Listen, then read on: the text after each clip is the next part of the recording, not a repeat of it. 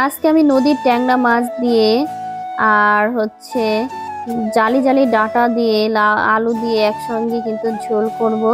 আর এই ঝোলটা অল্প পরিমাণের করব, কারণ ট্যাংরা মাছটা সাইজে একটু ছোট থাকে।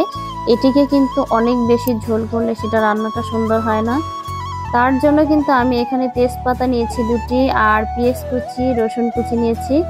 কারণ এই মশলাটা আমি আগে থেকে ভেজে নেব। এই মশলাটা হচ্ছে তরকারিটা যখন রান্না শেষ হবে তখন তরকারিতে দিলে কিন্তু তরকারিটার স্বাদ মানে দ্বিগুণ হয়ে যাবে।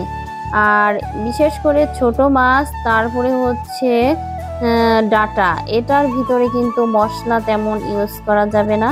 সেই জন্য আমি এখানে শুধু তেলের উপরে পেঁয়াজ নিয়েছি, ভেজে নিয়েছি, আর একসঙ্গে ডাটা আলু কাঁচামরিচ এটাকে দিয়ে দিলাম।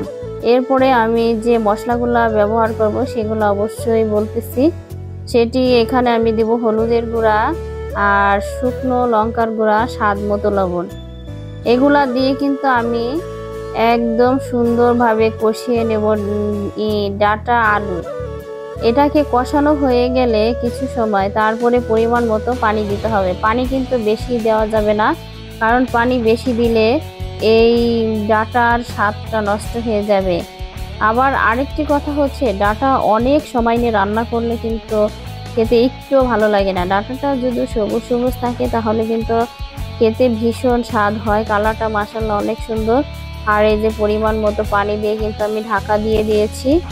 আর আজকে কিন্তু মাছটা আমি কষাবো না, কারণ মাছটা ছিল নদীর মাছ। আর তারপরে এই মাছটাকে সুন্দরভাবে আমি তেল দিয়ে হলুদ দিয়ে মেখে রেখে দিয়েছিলাম ম্যারিনেট করে কিছু সময়, সেটা কিন্তু এখন দিয়ে দিয়েছি এটার ভিতরে।